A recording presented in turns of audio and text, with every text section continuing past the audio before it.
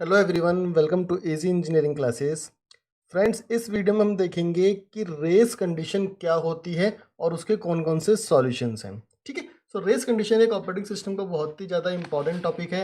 Exams के अंदर normally इसके ऊपर क्वेश्चन होता है, तो इस वीडियो के अंदर हम पूरा रेस कंडीशन के बारे में डिस्कशन करने वाले हैं। So a very important announcement for the students of pre final year, third year के students, computer science IT branch के स्टूडेंट्स के लिए अनअकैडमी ने गेट 2022 के लिए एक नया बैच शुरू किया है और इस बैच को लीड करेंगे रविंद्र बाबू रवूला सर। ना रविंद्र बाबू रवूला के बारे में सब जानते हैं। गेट कंप्यूटर साइंस के एक तरह से आप कह सकते हो सबसे बेस्ट एजुकेटर हैं, सबसे पुराने एजुकेटर हैं जिन्होंने ऑनलाइन मेथड से कोचिंग को शुरू किया था। तो सर ने अनअकैडमी ज्वाइन कर लिया है और वो आपको यहाँ पे इस बैच में पढ़ाएंगे, पूरा गेट के लिए आपको प्रिपेयर करेंगे। सर के साथ है विश्वदीप गोथी, मलेसम देवासने एंड के उमेश्वरा राव सर भी। ये सब बहुत ही एक्सपीरियंस टीचर्स हैं, मोर देन 15+ ईयर्स का एक्सपीरियंस है। आपको सारा कंटेंट मिलेगा गेट का, लगभग 800+ घंटे के आपको यहाँ पे वीडियो लेक्चर्स मिलेंगे, प्रॉब्लम सॉल्व होंगी, प्रीवियस ईयर क्वेश्चंस आपको बताए जाएंगे। सो बहुत ही बेनिफिशियल है ये आपको ज्वाइन करना। आप इसकी डेमो क्लास देख सकते हैं, लिंक मैं आपको डिस्क्रिप्शन के अंदर दे दूंगा। डेमो क्लास देखिए एजुकेटर्स की, एंड उसके बाद अगर आपको लगता है तो आप उसको सब्सक्राइब कीजिए। एंड सब्सक्रिप्शन में भी अगर आपको डिस्काउंट चाहिए तो आपको मेरा कोड यूज़ करना है AM7219, आपको 10% का डिस्काउंट मिलेगा।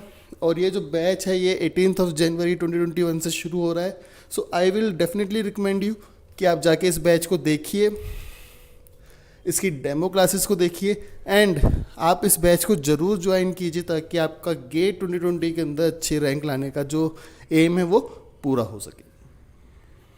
सबसे पहली बात तो रेस कंडीशन है क्या। सो मैंने यहाँ पे इसके बारे में थोड़ी सी थ्योरी लिखी हुई है। सो रेस कंडीशन क्या है? It is a situation that में अकर इनसाइड अ क्रिटिकल सेक्शन। ठीक है। सो क्रिटिकल सेक्शन के अंदर ये एक पर्टिकुलर सिचुएशन है, एक प्रॉब्लम है जो हो सकती है। अब होती क्या है? In this, several processes or threads tries to access the resources and modify the shared data concurrently.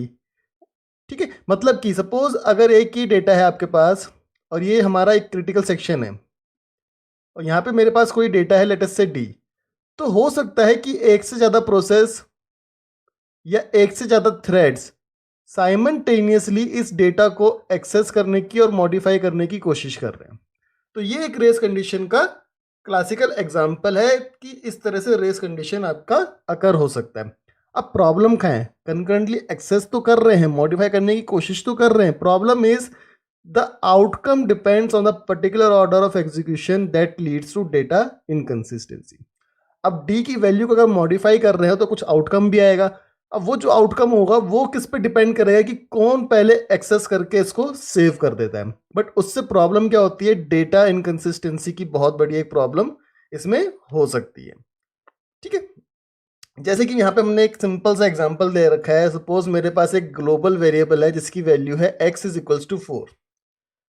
ये इनिशियल वैल्यू है जब हम अपना कुछ भी एक्सेस करने से पहले कि हम ये बात कर रहे हैं। अब दो थ्रेड्स है मेरे पास, थ्रेड 1 एंड थ्रेड 2। थ्रेड 1 ने पहले काम करना शुरू किया, जैसे कि आप यहाँ पे देख सकते हो। इसने x की वैल्यू को लोड किया, 1 को ऐड किया और उसको स्टोर किया। अब इसने यहाँ पे जो टाइम है, इस टाइम पे कुछ भी काम किया हो इससे हमें मतलब नहीं है।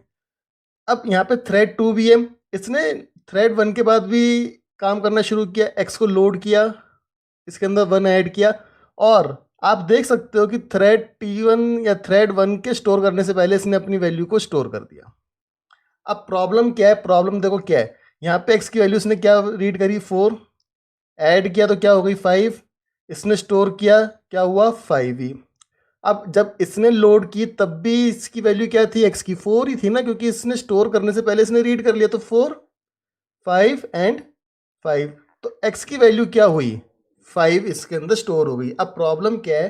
प्रॉब्लम ये है कि जो अपडेट थ्रेड 1 ने किया था वो लॉस्ट हो गया, वो आपका लॉस्ट हो गया। तो ये रेस कंडीशन है कि देखो थ्रेड 1 ने भी शुरू किया काम करना, थ्रेड 2 ने भी शुरू किया काम करना, बट ये रेस हो रही है कि कौन पहले खत्म करेगा।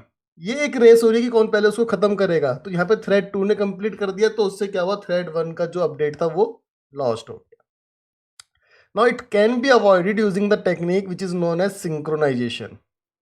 मतलब सिंक्रोनाइजेशन करके आप इस टेक्निक सिंक्रोनाइजेशन टेक्निक से आप रेस कंडीशन को सॉल्व कर सकते हो। क्या कहता है ये? ओनली वन प्रोसेस, सिर्फ और सिर्फ एक प्रोसेस या thread is allowed to enter and manipulate share data in a critical section. मतलब कि अगर आपके पास एक क्रिटिकल सेक्शन है ये,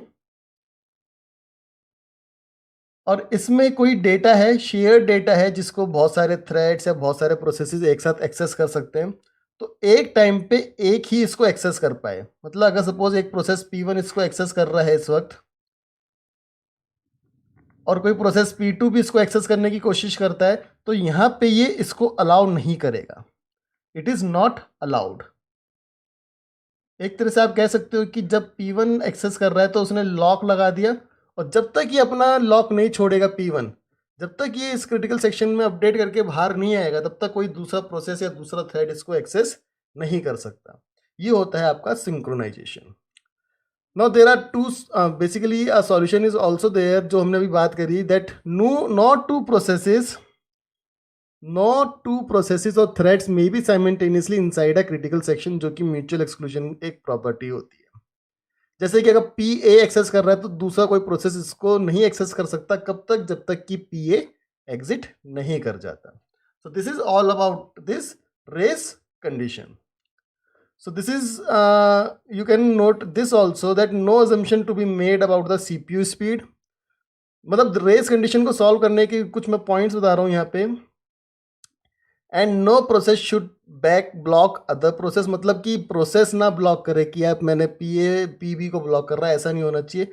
and no process should have to wait for ever to enter the critical region. मतलब कि सपोज अगर एक क्रिटिकल रीजन है, क्रिटिकल सेक्शन है ये, P1 इसको एक्सेस कर रहा है, तो ऐसा ना हो कि P2 को इसको एक्सेस करने के लिए फॉर एवर वेट करना पड़े। फॉर एवर से मतलब होता है बहुत लंबे टाइम तक के लिए वेट नहीं होना चाहिए। तो सबसे पहली बात तो पेज फॉल्ट होता क्यों है? Page fault occurs when a program attempts to access the data or a code that is in its address space but is not currently located in the system RAM. मतलब कि suppose करो एक ही program है, let us consider this is a program, और ये programme किसी data को या कोड को एक्सेस करने की कोशिश कर रहा है। फॉर एग्जांपल मैं डेटा ले रहा हूँ यहाँ पे। अब प्रोग्राम डेटा को एक्सेस कहाँ से करेगा? प्रोग्राम डेटा को एक्सेस करेगा रैम से। ठीक है, तो हम यहाँ पे ले लेते हैं कि ये एक रैम है जो आपकी प्राइमरी मेमोरी है। ठीक है, अब प्रोग्राम ने एक्सेस करने की कोशिश करी यहाँ पे रैम में इस डेटा को, बट ये जो डेटा है that is present in the secondary memory, और जो आपकी हार्ड डिस्क होती है उसके अंदर ये डेटा आपका प्रेजेंट है। एट दिस मोमेंट ये डेटा आपका इस हार्ड डिस्क के अंदर प्रेजेंट है। तो जब ये प्रोग्राम इस डेटा को एक्सेस करने की कोशिश करेगा रैम के अंदर, और यहाँ पे डेटा नहीं मिलेगा, नो डेटा इज फाउंड, मतलब वो पर्टिकुलर डेटा नहीं मिला जो ये प्रोग्राम एक्सेस करने की कोशिश कर रहा था, then there is a page fault. नहीं मिलता जब डेटा रैम के अंदर, या कोई कोड या फिर कोई भी ऐसी चीज़ जो एक्सेस करने की कोशिश कर रहा है प्रोग्राम, तो आपका पेज फॉल्ट होता है। तो हमने यही लिखा है यहाँ पे, a page fault occurs when an access to a page. अब पेज भी हो सकता है, ठीक है, इसलिए हमने इसका नाम पेज रखा है, क्योंकि मेमोरी को हम पेजेस के अंदर डिवाइड करते हैं, पेजिंग वाली जो टेक्निक है। A page fault occurs when an access to a page that has not brought into main memory takes place. मतलब उस पेज को एक्सेस करने की अगर कोशिश करें जिसको मेन मेमोरी में हम ले करके नहीं आए हैं, तब आपका पेज फॉल्ट होता है। Now the actions taken by a operating system during a page fault. सबसे पहले तो ऑपरेटिंग सिस्टम वेरीफाई करता है मेमोरी एक्सेस को। अगर वो इनवैलिड है तो प्रोग्राम आपका अबॉर्ट हो जाता है। So operating system verifies the memory access. If it is invalid the program is aborted. Second, if memory access is valid, अगर वैलिड है तो फ्री फ्रेम को लोकेट किया जाता है, and input output is requested to read a required page into the free frame. मतलब कि यहाँ पे कोई फ्री फ्रेम को लोकेट किया जाएगा और एक इनपुट आउटपुट को रिक्वेस्ट की जाएगी कि उस पेज को इस फ्री फ्रेम के अंदर लोड कर दें। Then on completion of IO process table and page table are updated and the instruction is restarted. तो ये जो कुछ एक्शंस हैं ये आप लिख सकते हो, नोट कर सकते हो, आपके एग्जाम्स के अंदर बहुत इंपॉर्टेंट है इस तरह से एक्शंस को लिखना पेज फॉल्ट के। And we will see from the help of this diagram also कि किस तरह से पेज फॉल्ट के टाइम पे काम होता है। तो सबसे पहले तो ये जो आपका मेमोरी को लोड किया गया, अब इसने किसी एक पर्टिकुलर पेज को रेफ़र किया। This is a page table. किसी पेज को रेफ़र किया गया कि ये पेज हमें रीड करना है, ठीक है? तो this is a reference. Page को रीड करने के लिए रेफ़रेंस कहा गया। अब पेज यहाँ पे अगर नहीं मिला then there is a page fault, और जिसको हम बोल सकते हैं कि हमारा ट्रैप हुआ है। अब पेज कहाँ पे आपका? पेज आपका हार्ड डिस्क के अंदर है। This is your hard disk और सेकेंडरी स्टोरेज। पेज आपका यहाँ पे है, तो क्या होगा? पेज को लोकेट किया जाएगा इन द सेकेंडरी स्टोरेज और hard disk. So page is located in HDD और पेज आपको यहाँ पे मिल गया, समवेयर हियर। पेज आपको यहाँ पे मिल गया। अब हमें क्या करना है? इस पेज को एक फ्री फ्रेम के अंदर लेकर के आना है, जो कि आपकी एक तरह से कह सकते हो रैम है। तो the page is brought into this free frame. So bring the missing page. जो पेज आपका पेज टेबल में नहीं था, उसको सेकेंडरी स्टोरेज से लेकर के आया गया और एक फ्री फ्रेम के अंदर इसको लोड किया गया। देन उसके बाद हमने क्या कहा था कि पेज टेबल के अंदर आपको सारी एंट्रीज को अपडेट करना है। तो we can write it like update page table.